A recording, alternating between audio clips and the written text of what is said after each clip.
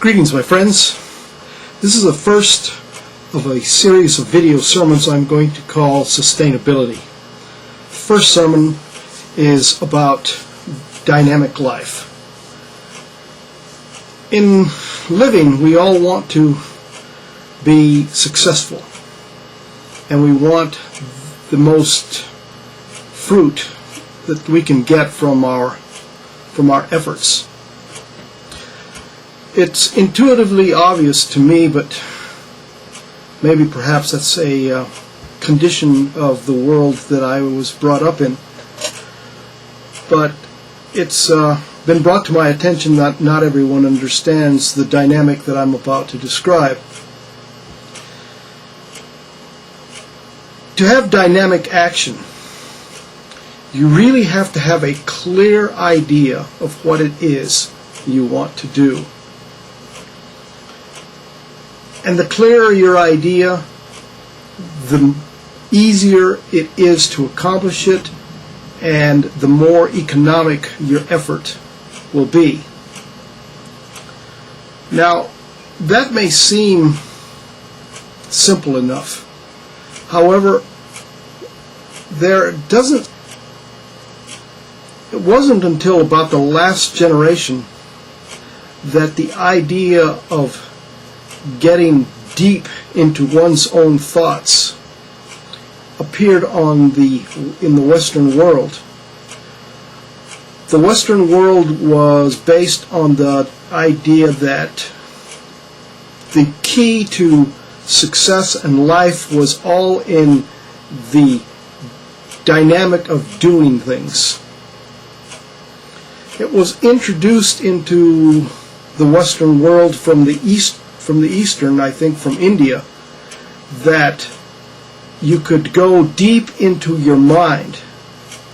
You could still your mind and get a very clear insight into the workings of your mind and your deepest thoughts. This was a real revelation to the Western mind, because it was, or the Western world, in that it was built on activity. It was not built on meditation or deep thinking. But honestly, this is a very key ingredient. I'm going to use an illustration that perhaps makes this concept more plausible. You know, Native Americans have an inclination to work with a bow and arrow. If I were to take an arrow and put it in my bow and not pull back very much and just release it, the arrow would not have much energy behind it. It would come out and then fall in a very short distance. But if I were to take that same bow and arrow and pull very, very hard, put a lot of tension into that thing and then release it, the arrow would fly with an incredible dynamic towards its target. This is an analogy for what I saw happening in the Western world. Is they had been pulling back on the arrow only a very small amount and in releasing it. And even though they were getting some results, they weren't getting the kind of results that you could get if you would put an awful lot of depth into your pull. However, something very peculiar happened when this concept of going deep into the thought process and deep into the mind came to the Western world. Some people took it to be the key to the whole thing and spent an awful lot of time just working on that aspect. But honestly, either one of the processes is doomed to failure. If you just engage in in action without a basis of deep thought, your action is going to be not as insightful, not as dynamic, and not as fruitful. However, if you spend all of your time going deep into your thoughts and into your consciousness and into spirituality, you will not, and don't do anything, don't engage in any action, that is also doomed to failure. One is doomed to failure because it doesn't produce action, and the other is doomed to failure because the action is not guided by any real depth.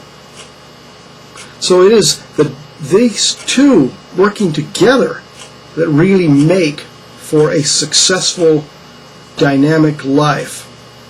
If you have some means in your lifestyle to get deep into yourself, some form of prayer, some form of meditation, some form of introspection, and you use that to, you might say, get the dynamic of pulling back the bow and then releasing that insight in some form of action, the action that you release it into is going to be very successful action.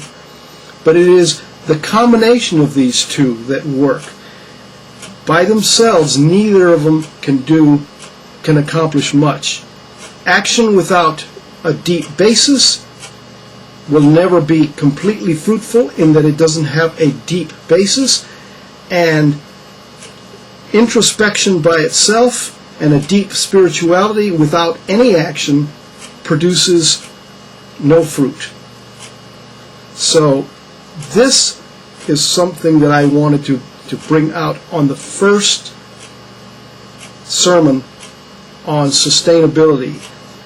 If you want a sustainable life, you have to consider both aspects, your spirituality and your actual physicality, or your introspection and your dynamicism. After all, we are called humans. Man. Hu represents that aspect of ourselves that we call the spiritual, and man represents that aspect of ourselves which is the dynamic action. We must have these two together to be a full human. So this is the basis of being a sustainable human being. When you have learned the secret, or you've learned the knowledge of being a human, your action, your life will be dynamic and sustainable.